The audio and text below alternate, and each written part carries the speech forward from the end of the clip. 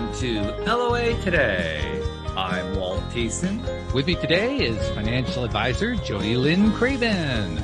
This is your daily dose of happy. We are so happy you decided to join us today.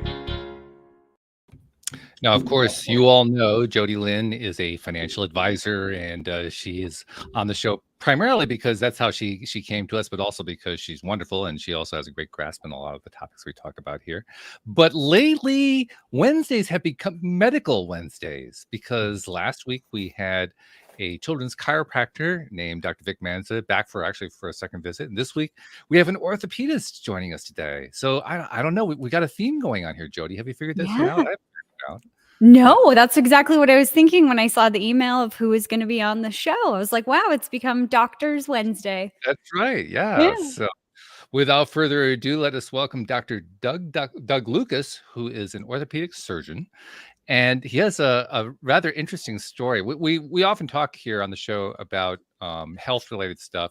And when we do, often the conversation gets into mainstream medicine versus alternative medicine and all that kind of thing.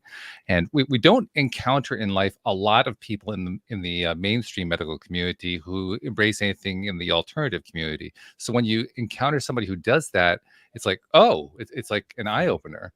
And that's exactly what the case is with Dr. Lucas. So, Dr. Doug, thank you for joining us today. How are you today, first of all?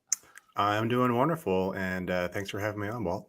And give us a little bit of that background. How did you end up? My God, did you actually like break a rule somewhere in the medical community? You went outside the norm. Yeah, I've been shunned. No, that's not true. So I wouldn't be surprised. yeah, no, I mean we can talk about the reaction to this move, which has been interesting. But yeah, I'm traditionally trained as an orthopedic surgeon. I went through all of that, the traditional, medical school, 5 years of residency, a year of fellowship.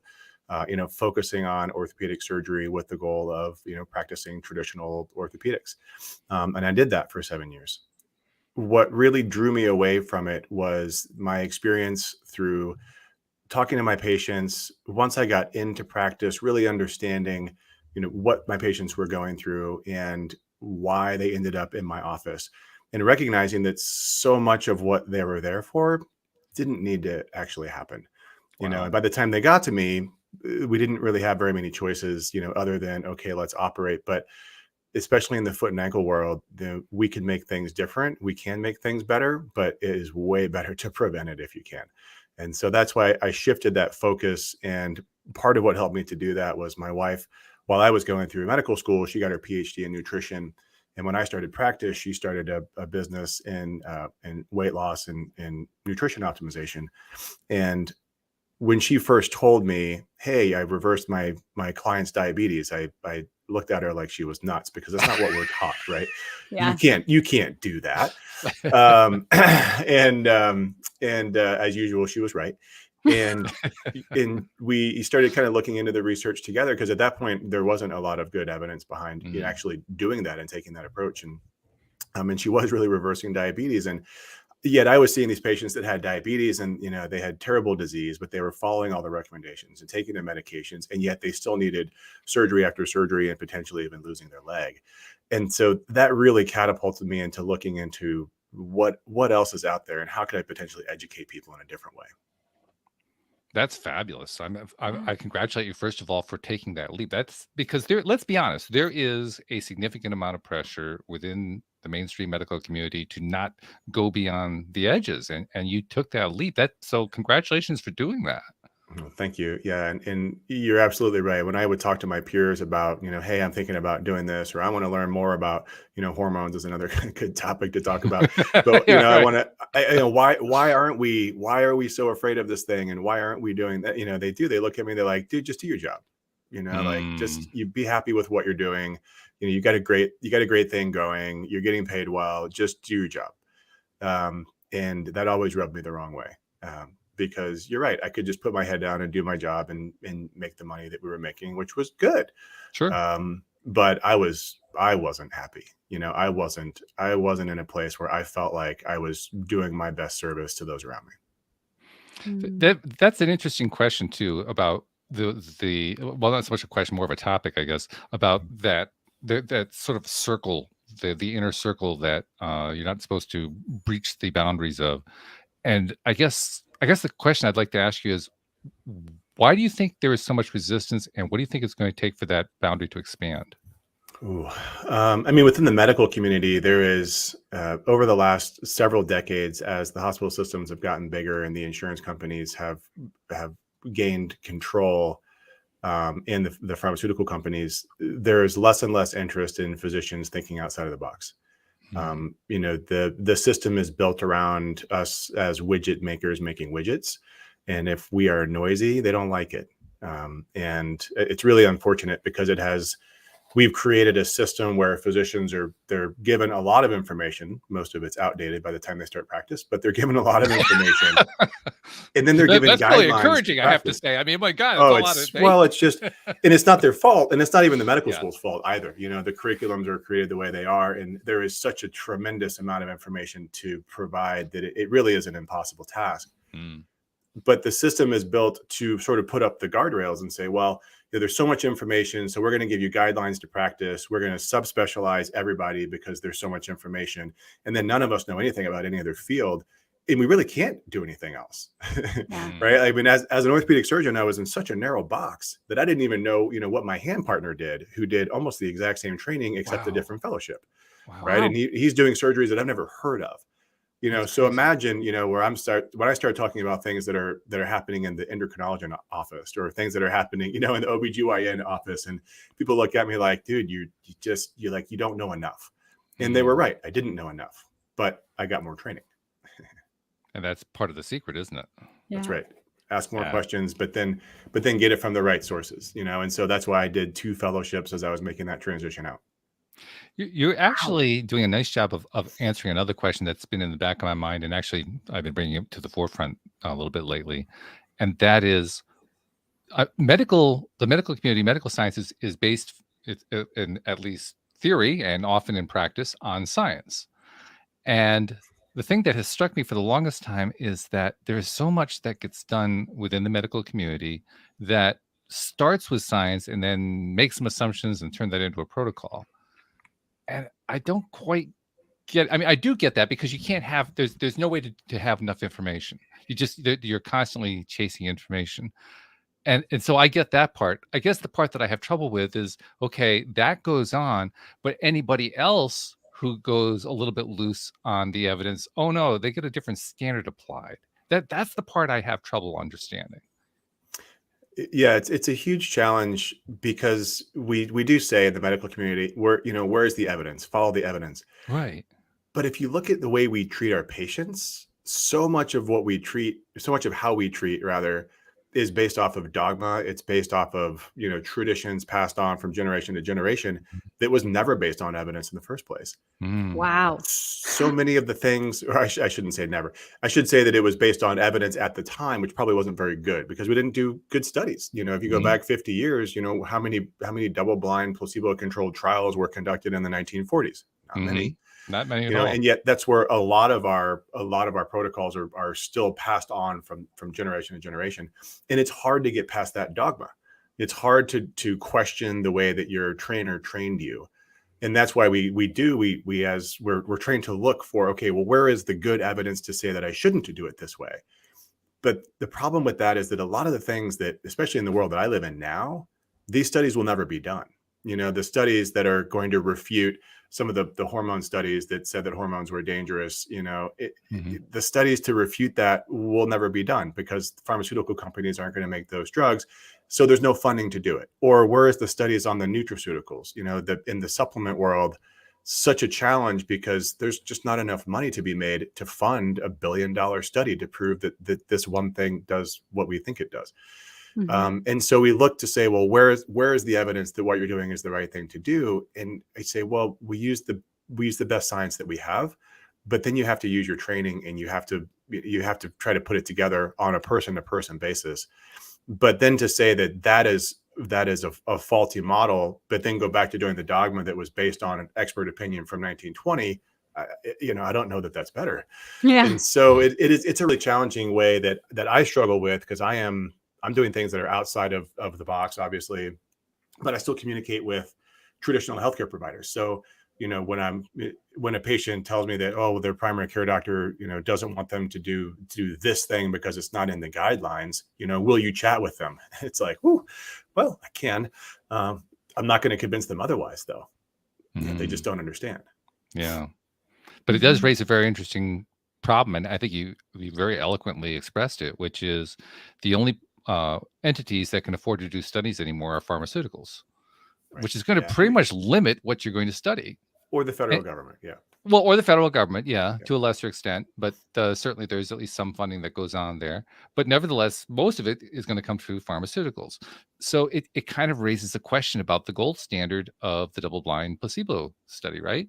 Right. Because if you're only going to go through one entity, then I guess, how would I phrase the question? How much can we rely on double-blind studies? Yeah, I mean, there's no doubt that if you want to prove that an intervention does something, it's the best way to do it. But you have to then address the reality, and this is where the blanket statement of follow the science. Where's the science? Well, you have to really understand the science, which is what is a placebo-controlled study? It implies that there is a placebo that you can actually give to somebody. And a lot of the things, in a pharmaceutical world, you can give somebody a placebo, right? You give them a capsule with nothing in it, and it's a placebo. But what about procedures? How do you show that? How do you do a sham surgery? How do you do, sham acupuncture? How do you do sham chiropractic manipulation, like your last guest, right? Like when you lay hands on somebody, you're doing something. You're imparting energy to that person. So it's very difficult to prove through that model that some of these things work. But there are lots of other ways to do research. But the person that, the snobby research consumer will say, well, that's not a placebo-controlled trial, and turn their nose up at it. And I just say, well, you're right. And, and you don't have to do it. But I treat my patients based off of evidence from other things. And, you can look at, prospective studies that are cohort and not placebo-controlled trials and learn things. There are other ways that you can learn about the effect of consuming something or taking something or doing something without having a placebo-controlled trial. And plus, there's another part of the whole placebo issue that I find to be fascinating. And I have to admit, I'm kind of, on the one hand, I'm not surprised. On the other hand, I'm kind of distraught that nothing is actually being investigated in this area. In that, I actually had a placebo researcher on the program one time about, actually, it was right after the start of the pandemic. And she was talking about a COVID-related research she was doing. I said, oh, this is so exciting. Well, she couldn't tell me about it because she was in the middle of it. But I was really, really excited to find out what was going to be. I had to wait a year. Found out a year later it was about pain relief. And I have to admit, I was a bit disappointed because what I really want to hear about is research into the power of the human mind to make yourself sick or to make yourself well. And it all seems to be related to just pain relief, which is understandable. I mean, that's where the whole idea of the placebo came from. It came from, World War II. They didn't have enough, morphine to treat the soldiers. So they gave them fake morphine and they felt better. So yeah, I get the pain relief side, but isn't there like a whole lot more that could be explored there? Oh yeah. I mean, it's funny that when people ask me about, especially certain things that have a very low risk threshold, because I deal in the world of hormones and the world of peptides and the world of supplements. And people say, well, is there really good evidence behind it? And, frequently in the back of my mind, I'm thinking, well, the likelihood that a placebo is going to have a positive effect is between 30 and 50%. So if this is a very safe placebo that helps them, I'm actually okay with that. Right. Because you're just helping somebody to wrap their mind around the fact that something is helping them. Now, I would prefer, like, as you said, I mean, if you could just deal with the mind, that would be great. But not many people are open to that, to just say that, just somehow you say you actually don't have pain, or let's talk about what that pain means. What is it? What do you mean by pain? Pain's a tough one. But we do see it change without actually changing anything physically, right? I mean, there is so much of an emotional and mental component to it. So yeah, I would love to be able to manipulate that more than I do.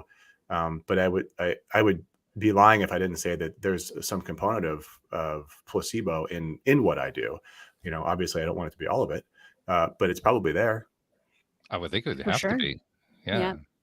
Well, I and mean, your belief system too would play into it a lot as well. I would think, sure. your belief that it actually works. You said, your energy when you're laying hands on someone else. It's not about like even just the physical of seeing, the chiropractor and hearing the chiropractor adjust you, or the acupuncturist stick needles in you, or Right. whatever. Or you go into surgery and maybe they don't actually do anything for you, but it's also a component of your energy, and you're a part of that process too. And I think that's phenomenal. Yeah. Yeah. And I think what's really interesting as a parallel to that is people have questions too about, I'm in a fully virtual space now, and so I'm not physically laying hands on people, even though I'm, trained to do it. Like as a DO, I'm trained to lay hands on people. But I think that even virtually, you can still impart. There is an energy that you can communicate just through your eyes and through your movements. And I see that in my patients, and they tell me that, in their follow ups. Just that the interaction, the conversation. I mean, there is a way to impart energy through the internet, which I really don't know how that works. But I love hearing a it's doctor say that, though. there. That's great. Yeah, I have no idea how that works. But I mean, because I do hear people that say, well, you shouldn't practice exclusively through telehealth because there's so much that you learn by being in front of somebody, and it's true. You certainly can learn by being in front of somebody. But I can treat people across the country, and they're not going to get to me otherwise. Mm-hmm. So let's I talk think, about that some more. Oh, I'm sorry. Go ahead. yeah. Debbie. No, I was just going to add to that. Because I have a financial brokerage and then I have a coaching company, and with the financial brokerage, when the pandemic happened, everything went virtual.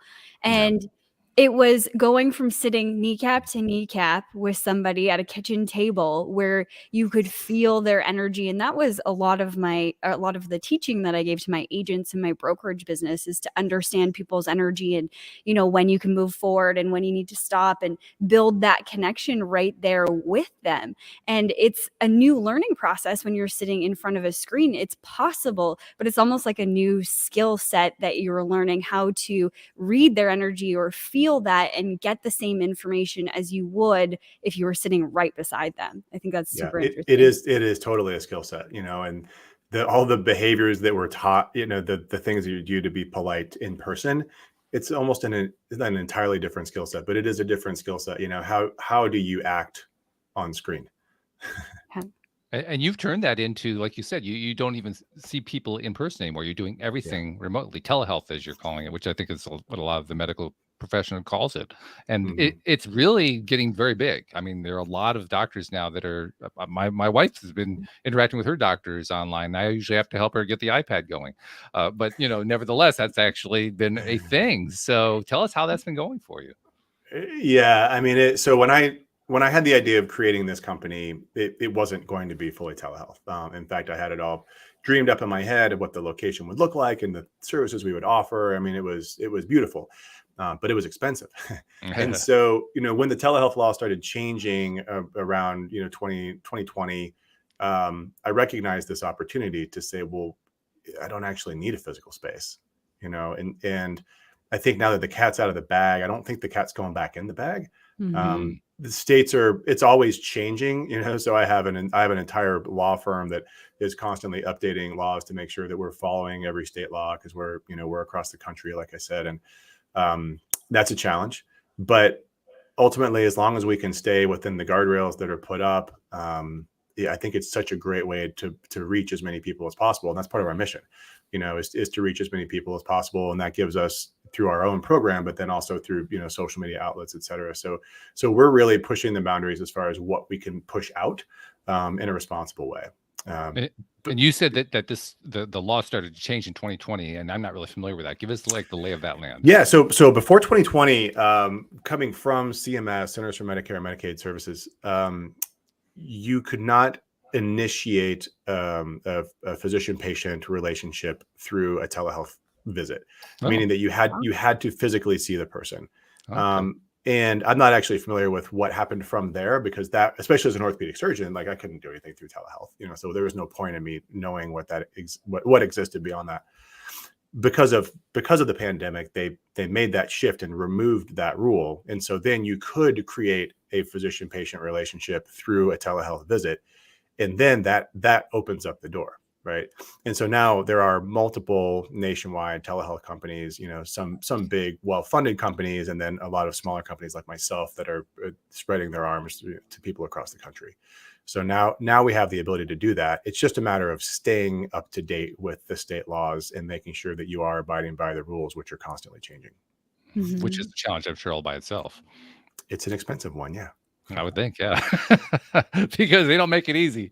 They never make it easy, unfortunately. Well, they don't tell us, right?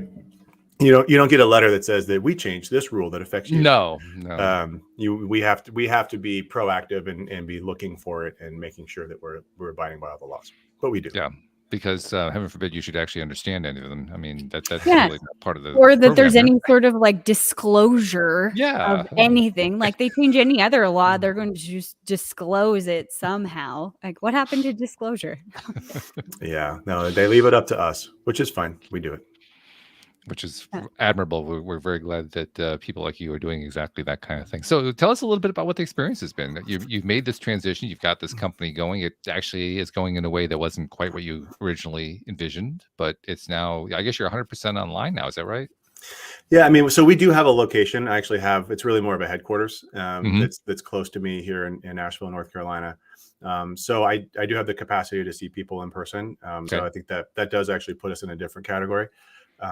But yeah, for the most part, we're telehealth, and I would say it's going really well. We've kind of found our niche in certain patient populations, and I've found some opportunities in other patient populations that I'm really excited about expanding into.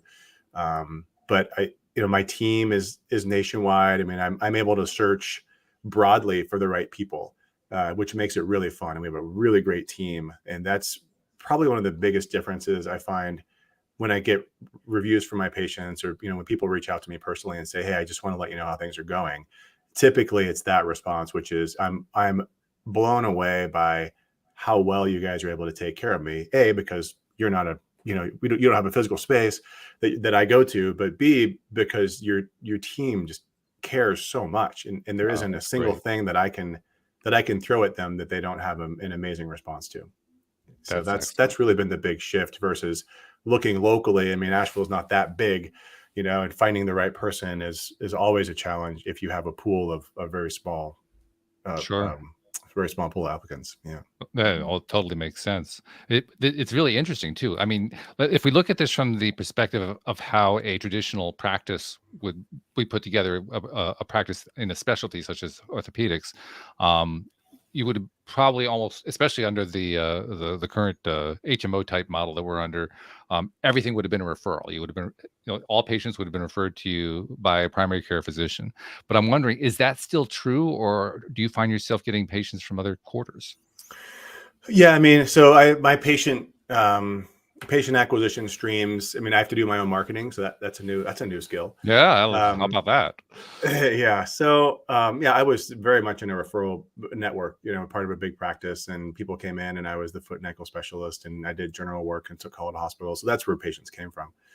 Now, my wife's business, which is still doing well, and she sees lots of people. I see people coming out on the other end of that business after they've finished their weight loss journey, and then have questions about hormone optimization, thyroid, peptides, all that stuff. So we can put them through a program if they're interested in that. But then also, really, it's been a lot of word of mouth for the health optimization side. Because people are looking for it, but it's hard to market to. So it's been a lot of word of mouth. Really, me getting out there and banging on virtual doors like this. Okay. The other side of it, though, is actually working with this kind of newer group that I'm really excited about, which is the bone health group. And I think that people that struggle with osteoporosis, osteopenia, that have had fragility fractures, this is a group where what we do through the health optimization side can easily be manipulated to help people figure out why they're losing bone, how to stop losing bone, and reversing osteoporosis, which is not done in the traditional medical model.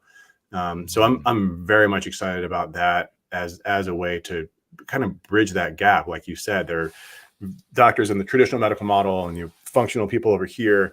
This is actually going to bridge that gap between the two and help support people who are maybe not exposed to the functional medicine side, but they really want to do both. And I'm really excited about that bridge. That's very cool. Can I ask a question about how it works in the States? Because I'm Canadian. So Okay. with oh boy. Yeah, with Interesting reaction. oh boy. I don't know if that was a good thing or probably a bad thing. It depends on your question. No, I'm just wondering how it works there, because it kind of sounds like if you need a specialist, like a foot specialist or a hand specialist or a bone specialist or anything like that, like you specifically as a specialist, I could just come to you and say, Dr. Doug, please help me. Is that how it works in the traditional model of health?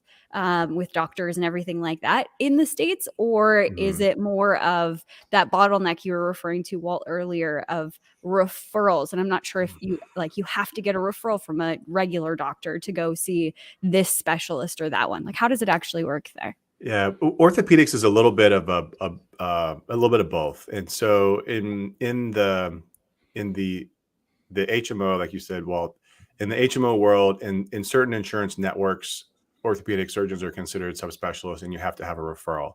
That's not true across the board, though. And so we are typically considered part of that, primary care tier as well. And so you could potentially, depending on your insurance coverage, go and just pick an orthopedic surgeon and go see an orthopedic surgeon. Wow. We always tell people, check with your insurance because they may not pay for it. Which is always frustrating. So so we're kind of in between. And then, how it works in Canada, I have no idea. I have some Canadian. I know how it works here. Yeah, Everything is a referral. Like, you got to go to your regular doctor, and then if they agree, they can send you for a referral to a specialist, and the process takes months. Like right now, my father-in-law, for example, has been waiting 2 years for a specialist to check out his back because he has a disc problem. So the average wait time for hip surgeries, things like that, is years. Yeah, I mean, I have some colleagues who operate, or they live and operate out of Canada, but they also have a practice in the United States. And so when they finish their allowed number of surgeries, then they exit. They exit that system and they enter our system, and they do basically private cash pay surgery down here. And it's interesting. We can talk about that. I don't know enough about it to talk about it from an educated perspective, but I hear their complaints enough to know that it's challenging for patients. Very challenging. Mm-hmm. Yeah, and for doctors, that's right. Yeah. Challenging across the board. I'm also interested in how do I describe this? In the way that patients perceive what you're doing. I don't know a particular word that describes that, but you indicated that people seem to be responsive to it and liking it to a certain extent. Are you running into any challenges where people are saying, "Oh, this isn't working for me"? No, I mean, the biggest challenge is that we don't accept insurance, right? And so people in the United States have gotten to a point where people want insurance to pay for everything, and we don't accept insurance for reasons I'll talk about. As far as the actual care, no. I mean, people, what they get out of working with us, learning about their genetics, looking at an extensive lab panel and actually figuring out risk factors for heart disease and dementia that they don't get otherwise, micronutrient deficiencies. I mean, these things are so impactful that help them to answer these questions, of should I be taking this supplement or that supplement, or, what are, having the discussion about hormones especially for postmenopausal women who are like, well, I thought it caused breast cancer. Like, well, no, not for most. So having the time to have the discussion for one, and then learning that information. I mean, no, I've never had anybody walk away and be like, well, that was a waste of money. Because even if they did nothing with it, it was still worth the price of admission. But the challenge with insurance is, we make it very clear up front. So I don't have this conversation that often, but occasionally people will they'll slip past all of the guardrails. And they'll get to me and they'll say, well, why don't you take insurance? And the answer to that is insurance doesn't pay for our services, for one. I could submit a claim for a code to see a patient, and I would get paid whatever my negotiated rate as a very small provider would be, and it'd be like $30, and I can't support a practice because I spend an hour with my patients and I spend an hour prepping for that visit. I can only see how many patients a day. If I spent the whole day, it's 5 patients, right? So I can't make $150 a day and actually even afford to feed my family. So for that reason, we don't accept insurance for our services. But then so many of the tests, the functional tests that we do are rarely covered by insurance. And if they are, they don't cover it completely.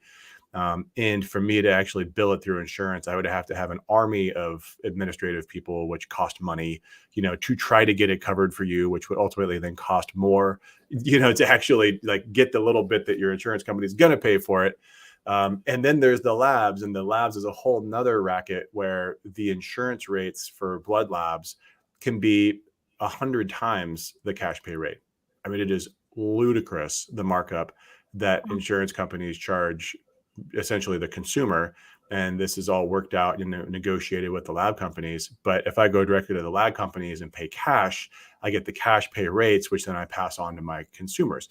But if I file it under insurance, then we're paying the insurance rates. And you can imagine what that looks like. So to avoid all of that, we just step away from the insurance model. And I tell people, look, there is an accepted level of care that you can get through the insurance model. And it's different in different countries, right? Fortunately, the level of care that you can get in the United States is still, it's reasonable. It's not bad. It's not optimal though. And so that's where I say, look, if you want optimal care, if you want to optimize your body, then that's outside of the insurance model. You shouldn't expect your insurance to pay for it. If we think about car insurance, right? Like if you buy, I like to use the analogy of trucks. People love, this is, North Carolina has a lot of trucks.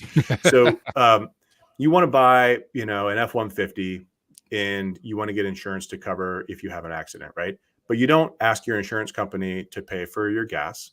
If you want to jack up your truck, you don't ask your insurance company to pay for the suspension and the new tires and the new wheels. So it's the same thing with your body, right? If you want to optimize your body, that's a surplus, right? You got to invest in that, and you don't have to, but I think you should, and I think we all should, because after you go through a program like this, you recognize, okay, this is how I prevent myself from needing those other services that I have insurance for. Yeah, prevention is an interesting topic all by itself, because first of all, the way it is prevented often in the mainstream medical community, but also because of the way it's presented in the alternative communities. And you're somewhere in the bridge in the middle. I'm not sure exactly where to place yours, but nevertheless, you're dealing with the same general issue. In other words, how do you actually approach it? Like I can think of a couple of jokes that come to mind, and they aren't all that funny now that I think about it. But the one joke being that they talk about healthcare, but the hospitals are full of sick people, that kind of thing. Right. How much are we actually talking about health here? I think that's the first question that always comes to my mind. Are we talking about health, or are we talking about disease prevention? Because to me, they're not the same thing. They're not. And you're absolutely right. I mean, if you think about where our system has gone, we don't really cultivate health through our healthcare system. We treat disease, and we have prevention models, but they're very weak. And one of the arguments I get for insurance is say, well, shouldn't my insurance company want me to be healthier? And my answer is not really. So think about what an insurance company is. They sell a product, they make profit, and they have shareholders, right? I mean, it's just, they make widgets like every other widget maker, and their widgets make a lot of money. And if you think about what the journey is for a client in that widget company, insurance companies generally will have a customer for 3 to 4 years. So they don't actually care, if you're 20, they don't care that they're preventing dementia when you're 60. That's irrelevant to them. It's irrelevant to their shareholders. Not that they don't maybe emotionally care. Sure. But it doesn't. But that's not any money on the bottom line. That's not line. the business model, right? And same thing with the way that our reimbursement is set up for providers. If somebody came to see me as an orthopedic surgeon and they didn't need surgery, I get paid to operate. So that's kind of a wasted visit for me. I mean, I can bill a code for that, but again, like if I'm spending more than 5 minutes with them, that's a wasted visit for me.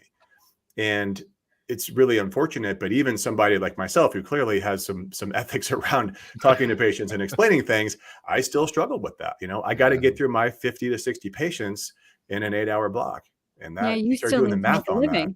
Yeah, you're right. You start doing the math on that and you're like, whoa, that's tight. That's a lot of patients. And it is a lot of patients, and so now in the way that I see people, I have probably max 4 or 5 patients a day. Wow. and we spend a lot of time together, and they have constant access to me. My patients have we have a chat feature through our electronic medical record, and they can access me anytime. Doesn't mean I'm going to text them back at 3 a.m, but still, if they have a question, they could drop it in and they know I'll get back to them. Yeah. And that's the kind of care that I like to be able to provide. Is That's a that throwback. scalable? Yeah, I mean, is that scalable? I think it actually is. But how do you create a system where you could do that on a broad scale? And it's an interesting question that I haven't really thought about, because my practice is very small. Because I can remember when I was like 4 or 5, it was at the tail end of the period where you could still get a doctor coming out for a house call. So I can remember being 3 or 4 years old and the doctor coming to our house, and then that stopped because it was right at the transition point where the medical practices wouldn't do that anymore. Now you had to go to them. And Yeah. from that point on, the appointments got smaller and smaller and smaller, and they're trying to squeeze more and more in. So to actually be talking to somebody who has found a way to spend time to talk with the patient, that's a throwback. That goes back 50 or more years. That's really something. Well, and it's funny, the irony, right, that I'm actually going into people's homes through telehealth. Yeah. Yeah. I mean, it's actually it's kind of a house call, Yeah. and it's fun. So I'm sitting with them in their kitchen, and in their home environment, they're comfortable. Right. And we're having a conversation about things that really matter, like how much sleep did you get last night? What do your sleep behaviors look like? When do you stop eating before you go to bed? What do you think about when you wake up at 4 a.m.? These things that your doctor's not going to ask you because they don't have time. Yeah. Yeah, it's not necessarily that they don't care. It's that they don't have the time to spend with you. For sure. And that's part of the feedback that I get from physicians, to say, well, yeah, like, I'm interested in those things too. Like, I want to talk about those things, but I can't. And I say, like, I'm not saying that you don't care. I'm not saying that you're providing bad care either, and I get this feedback, especially from the OBGYN world, when I start talking about the differences in how I do hormone replacement versus how they do hormone replacement. I'm not saying you're a bad doctor, that you're doing it wrong. I'm just saying that the philosophy is different. You're following the guidelines from your college, and those guidelines are based off of what they're FDA approved for, not necessarily what the research says that they can do. And it's just a different philosophy. And so, that negative feedback is frustrating, because a lot of times they just get defensive, and it's mostly because I think that they know that they want to do it differently, but they can't. Yeah. Do you see that changing? No. No. Okay. No, I mean, I have a pretty pessimistic view of where our healthcare system is headed. I think that we're going to see more and more people like myself. I mean, we saw, I forget what the actual statistic was, but over the last 2 years, the number of physicians that have left the traditional medical model or have early retired, it blew my mind, and I wish I could remember what the number was, but it was a very, very large number, and we're already facing a physician shortage. So what is that going to do to the system? And I'm guilty of this too, right? Because I walked away. What is that going to do to the system? It's going to make the deficiencies in care worse. And it's going to make it worse in areas where care was already not available. It's going to make the care in the current system worse. But the plus side is that as more of us are creating businesses like mine, or joining together to create larger organizations, we're going to create a tier of care that is going to be more broadly available to help people to truly get to where they want to be. So I think it's going to be a rocky road, but I think we're going to get to a different place. It's going to look a whole lot different 10 years from now than it did 10 years ago. Yeah, I think it's definitely true. I'm glad to hear you say that. I want to ask you something a little bit too about the actual treatments you do. You talked about hormone replacement. You made reference earlier to osteoporosis and other bone related diseases. First thing I want to ask about, this may sound out of the blue. I've heard a truism, and I don't know if it's true. Is it true that most women have osteoporosis when they get past 50 or so? I mean, in my world, it sure is. The statistics are actually really concerning, and I don't think the statistics are even actually paint an accurate picture.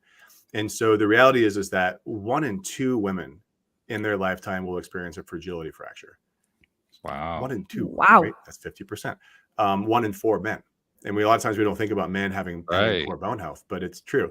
And the reality is that it's going to get worse and worse as we get older, because our bone health if you look at why people lose bone, there are a lot of reasons, but a lot of them are happening in a lot of our population already. And so we reach peak bone mass very early in our life. So, early 20s, you reach your peak bone mass. And so I don't know any 22-year-old woman who is thinking about getting adequate calcium and vitamin D and eating well. I mean, maybe again, this is the world I live in, but how many of my patients that are in that age group are chronically dieting, have eating disorders, they're getting really poor nutrition. They're trying to stay as skinny as possible. And unfortunately, that's going to have a huge impact. And it's been like that for decades. So this is not new. And so now what I'm seeing is that women, to answer your question, women, as they go through menopause and they lose natural estrogen, testosterone, and progesterone, they will see a precipitous drop in bone mineral density. That's only a big problem if your starting point isn't very good. The more you drop the starting point, the bigger that problem is. And so women are seeing, I think fragility fractures earlier. And even before, the recommended age for screening is 65, which is woefully too late. But even before they go through menopause, we're starting to see, hip fractures and spine fractures and women that have never been screened that don't know, and they haven't even gone through menopause yet. So yeah, it's a big problem. So do all women have it? No, but a lot of women have it. And now that you mentioned that can affect men too, now I've got my eyebrows up. I'm thinking, okay, how much time do I spend walking out in the sun? Oh yeah, well, I'm out there for an hour a day in my shorts. Well, that helps some. Okay, that's good. What else can I be doing? Walt, maybe. Yeah. Well, where are you, Walt? I'm in Connecticut. You're in Connecticut? Yeah, you're not getting any vitamin D in Connecticut, Walt, even if you're in the sun. What? Well, now I'm really enthralled here. Okay. Yeah. Yeah. That really only works if the closer you get to the equator. No, it's really hard to get enough vitamin D naturally. And there are so many reasons why people don't absorb calcium adequately. So yeah, it is, again, this is something that's why I'm so excited about pushing this out, because it is a massive problem. And there are a lot of things you can do that are very simple. And those are the things that we're going to try to push out again through social media channels and just, get the word out. Because this is one of those spaces where, just like you said, like, you're an educated guy, but to think that you're going to be in Connecticut and the UV rays are going to actually produce vitamin D on your skin for the limited time that you're actually outdoors, it's just not true. I test vitamin D in all my patients, and I've never seen it optimal in anybody that isn't supplementing. So that raises the obvious question: what's the best way to supplement it? Yeah. So in general, these are not specific recommendations, but in general, no, the research right now is pretty good that if you consume vitamin D3, and this is just very clear on an over-the-counter supplement, D3, they're both writing it down. Yep. D3 and vitamin K2, take them together to increase the absorption of vitamin D. And then the vitamin K will actually help not only to absorb the vitamin D, but it'll help to put the calcium that you're going to increase the absorption of in the right place. Because there's some fear that if you're taking calcium as a supplement, that it can go into your arteries, which is true. But if you take vitamin K, it can help to prevent that and actually potentially reverse that. Wow. Okay. And then the calcium itself, there's a lot of controversy about what forms of calcium to take and how to take it and so forth. So what's the recommended scoop there? Yeah, the scoop there is that there's some good evidence to say that calcium hydroxyapatite, and you can just loosely spell that, and Google will correct you. But hydroxyapatite, that's the form that it exists in your bones. So if you take that same form and supplement, there's good evidence to say that it'll actually improve your bone mineral density better than taking any of the other forms of calcium. Okay. So there is actually a reason to be concerned about some of the other methods that you can take calcium. Yeah. Well, so if you look at things like calcium carbonate, it's just not absorbed at all, right? It's like eating chalk. It doesn't really do much other than go out the other end. But other forms of calcium, like citrate, is reasonably well absorbed, and that's generally what's recommended by bone health experts. But the question is then, where does it go? Because we don't want to calcify arteries. We don't want to calcify other tissues, because calcium in tissues causes inflammation. Right. Interesting. Yeah. Yeah. I can see how this becomes a very complex topic in a very, very short period of time. And that's the challenge, because there are some sources for information out there, but if you don't have the right context, and if you don't know that it's right for you, how do you know that you're doing the right thing? And so I see people come in that are on all over the place on the spectrum of supplements, and people that are taking, they're taking way too much calcium, or people that are so afraid of it that they're not taking any. Then they've also made the recommendation of, well, I'm going to eat a plant-based diet for my heart, and I'm going to do this, and I'm going to do that. And they're not eating any protein at all, and they're just withering away. I'm thinking, stop! No, let's fix this, please. We can make a change here. So it's really hard to know how to put the dots together based on what your goals are. Yeah, until you do like the backup of what I assume is what you guys do at OHH. Is That's all the exactly blood right. work Yeah. and all of that. Yeah. Get all the information, and then figure out who you are, right? And so, okay, well, this is your lifestyle. These are your goals. These are your genetics. This is your extensive blood panel, and this is what you look like on these functional panels. Okay, now let's put together the map. And that's why it takes me an hour to prep for these results reviews, because it's a lot of information, and it comes together in our health report, which right now this report just keeps changing, week by week. But how do you put all that information together for somebody in a way that they can understand it without a PhD? And that's the challenge. And I think we do a really good job of it, but we're always trying to make it better. And yeah, it's fun. I mean, it's mentally challenging for me, but I love it. I'm thinking about my wife right now because she's in retirement age. She's 68 now, and she has been told that she is calcium deficient in her bone structure, and nobody among her friends were surprised. And of course, she was told basically, take the calcium and vitamin D. And the first thing that comes up with her is she hates taking pills. She actually had Graves' disease at one point, hyperthyroidism, and they told her she was going to be on medication forever, or she was going to have surgery or have it burned out or whatever. And it got to the point where the dosage was so high, they said it's an absolute guarantee you're going to have to make a decision. And we didn't buy a word of it. We didn't buy into it at all. And then about a year later, they started cutting the dosage. They cut the dosage more, and they cut it more. And they said, well, we're going to have to take you off a bit and see how you do. And that was like 3 years ago. So she beat it. She actually got her goal. She got off that pill merry-go-round. But because of that, and especially with the way calcium tends to come, she has an aversion to taking calcium. So are there alternatives for her that it comes in these big horse pills, right? Yeah, which is like the last thing she's interested in taking, right? No, I get that. So are there alternatives? Yeah, get it through your diet. That's actually the way we want you to get it. But you got to do the math, and you got to make sure that you're actually getting it through your diet, and then you also have to make sure that your gut is functioning the way that you want it to, which is to actually absorb things. And so that's where the testing comes in, because you really don't know. I mean, some people that have a significant gut dysfunction have a lot of symptoms, but a lot of times you don't know. Like, you don't know that you don't have good hydrochloric acid and that you're not breaking things down and absorbing calcium. And so those are the things that we look at. Okay. So you guys draw all of those conclusions, sorry, Walt, of like whether your gut is actually absorbing what it's supposed to. Wow. Yeah. Through our health optimization programs, we do that a little bit. We do more of like a gut screen and see, unless people have a lot of symptoms, and then we can tweak that. But for our osteoporosis folks, we do a pretty full-on approach to looking at the gut function, gut permeability, or leaky gut, as a lot of people call it. And then a little bit of food intolerance early on, and then we can expand that later if we need to. Okay, but it's definitely something that needs consultation. It's something that you have to kind of get a one-to-one screening. Yeah, it's really hard. I mean, it's hard to, you could order the functional, well, it's not even true. Sometimes the functional test you can get on your own, depends on which test you're talking about, but then what do you do with it, right? How do you interpret these? It's really complex, that's why I did 2 fellowships after my other fellowship, because it is complex. There's a lot of information, and there's a lot of there's ambiguity in how the results are delivered, and then what do you do with it? How do you actually treat it? I can see no wonder you're busy. I mean, it's very clear to me just on that alone. And we haven't even touched this hormone replacement or whatever that is. We haven't even touched that yet. So it's very clear why you're busy. But why don't we touch that part? Tell us about the hormone part. What's that? Yeah. So this is something, early on I thought, gosh, there's no way that I want to do this. I just don't know enough about it. It scares me, right? Like, it scares most physicians. I just don't want to deal with it. And then I started working with patients and realized, I can't rely on the OBGYN or primary care docs to understand it or to deal with it.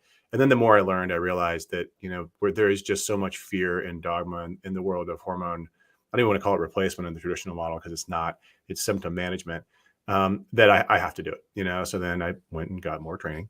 And so now I do a fair amount of bioidentical hormone replacement, particularly in perimenopause and postmenopausal women, but also now for premenopausal women too, because as it turns out, the hormone problem doesn't start as you go through menopause. And then also for men and testosterone replacement therapy. And talk about why someone wants to pursue this. What's the motivation behind it? Yeah, so it's different for different genders. So men, we'll talk about men first because they're easier. So for men, there is a predictable decline in testosterone as we age. You could argue whether or not that's natural, but it goes down as we get older. But the problem is the starting point, just like women and peak bone density, the starting point for testosterone is getting lower and lower decade after decade. Our culture in society and our environment is all kind of against testosterone, and that's a long conversation. But basically, testosterone levels are dropping.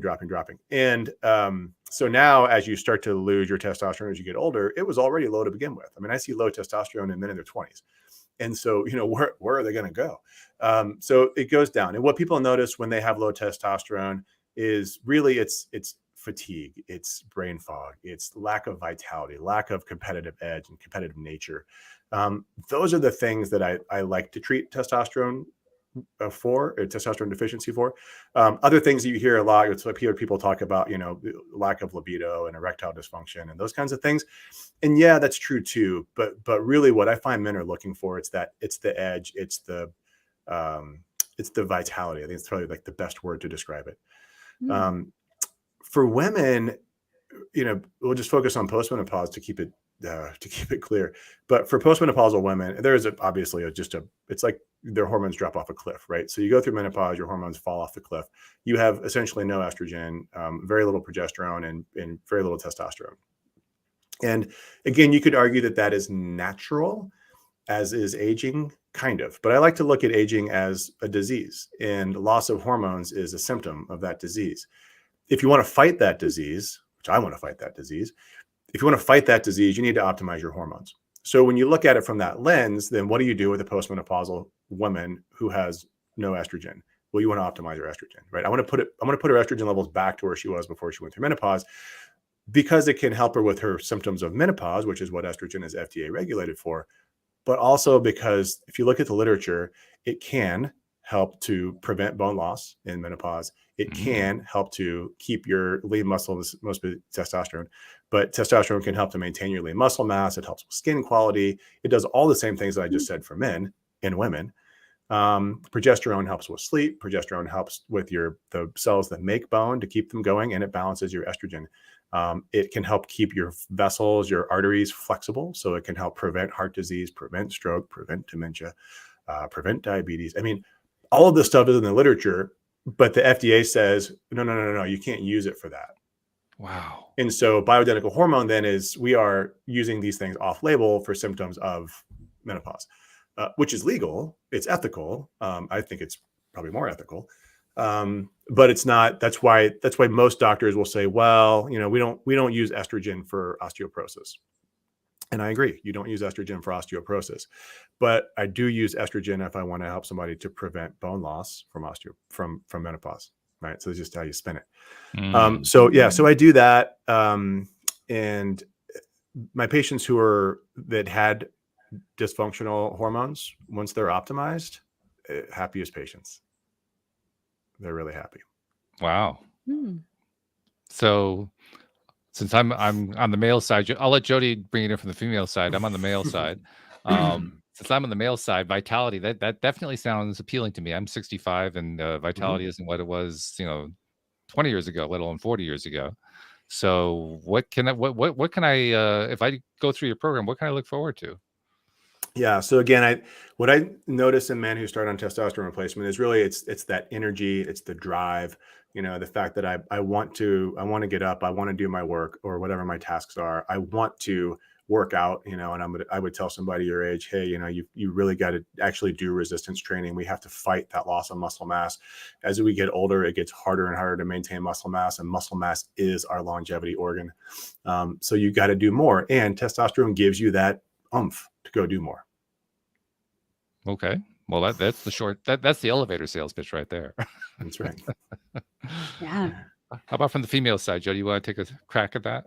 Well, I feel like there's a couple of things that I was thinking about. I'm not post menopause yet, not there, but it's I wasn't going to interesting. ask you that. Yeah. Smart man. No, I'm only 37.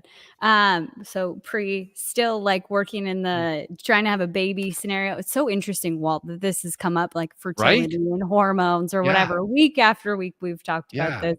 Mostly like off screen. I pelt the individuals we have about fertility, but here we go. We're just gonna do this live.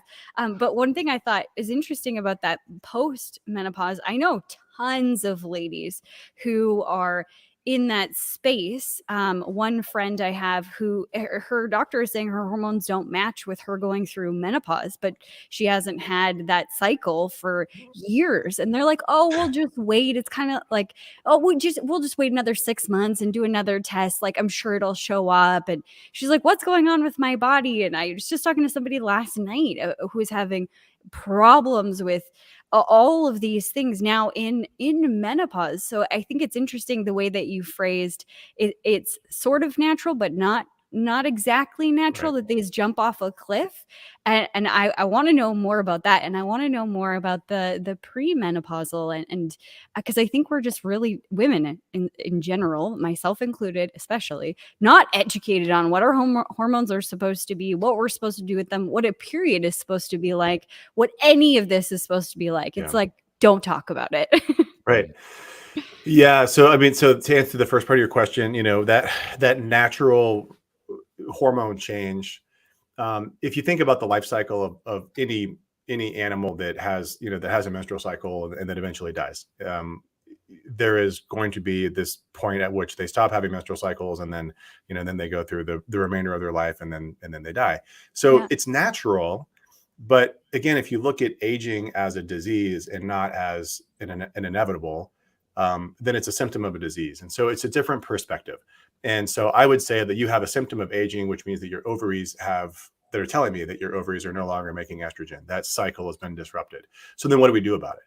We can accept it, and then we can know that there are some things that are predictably going to happen, like the loss of bone mineral density, the loss of bone quality, your muscle mass, your skin's going to change, like all those things that we know that happen in postmenopausal women predictably because they don't have estrogen.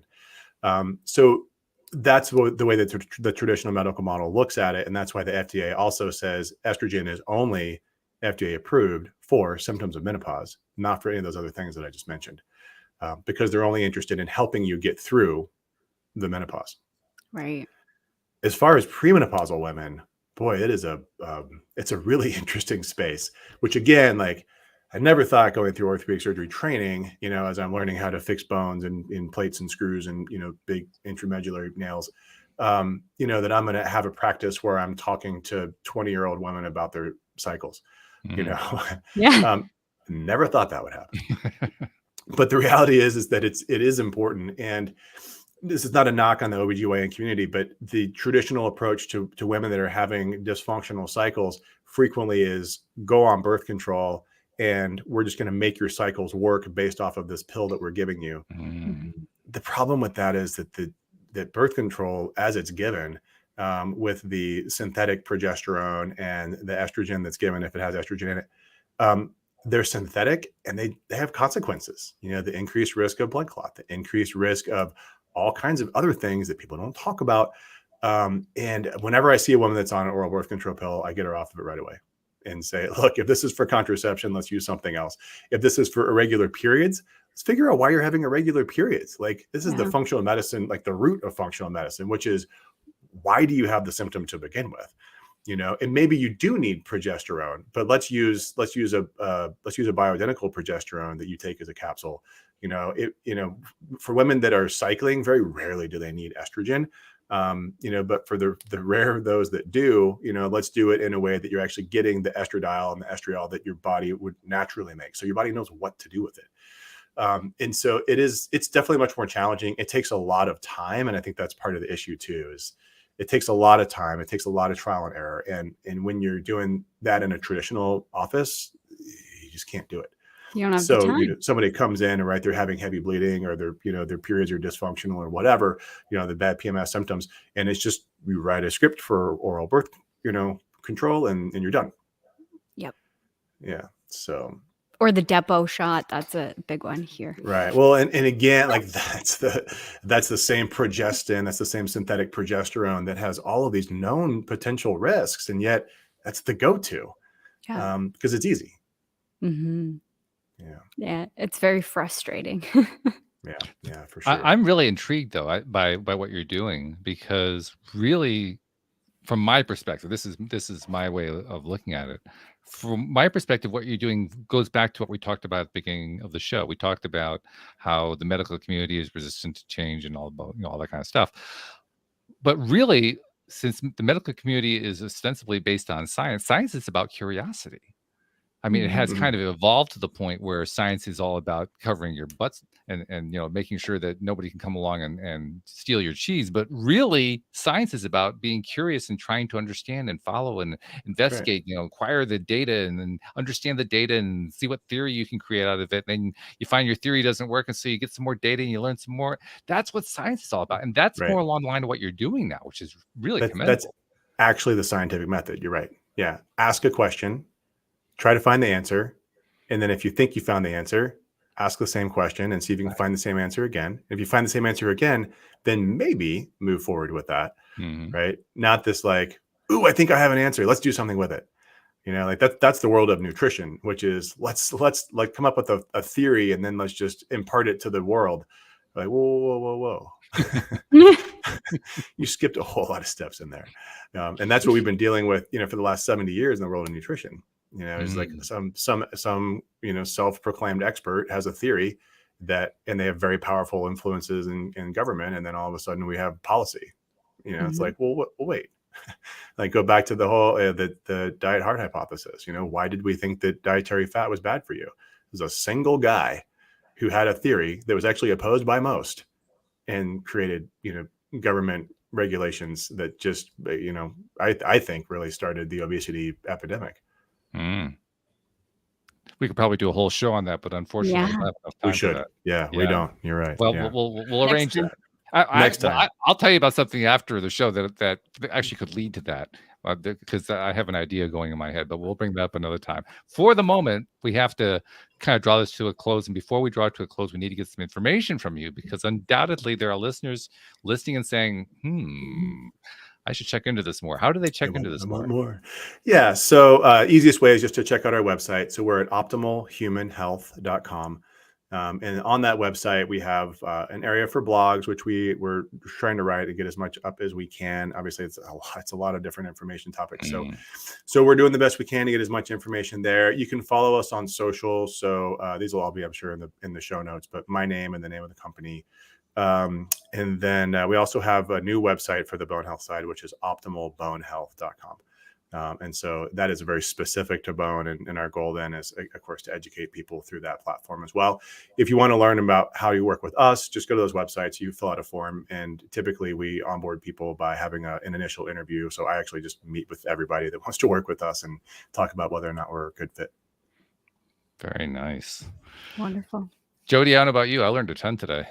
Yeah, it's fascinating. And I love that this keeps coming back around, because I think it is a huge component. And I'm so excited to see this shift in doctors saying, I want to do more the way that you are, Dr. Doug. I think that's so beautiful. And I can't wait for that to catch on in Canada. Not that they don't care, but just that they're taking a different road like you are, or maybe, practices like yours start to open up internationally. Who knows? Yeah. Who knows? Yeah. Well, it's been fun. I appreciate the conversation. Thanks, guys. Thank you for joining us. And we will include in the show notes how to reach both the Bone website. You'll have to give me the other one too, because I don't think I have that one. Sure. So I'll get that information from you so we can get that into the show notes. But thank you once again. And Jody is not going to be able to join us next week. She has a pressing engagement, but she'll be joining us the following week. So we'll look forward to that. And we will have a guest next week. We'll give you some more information about that. But in the meantime, we'll just say thank you very much for listening. And we will see you all next time here on LOA Today. Goodbye, everybody.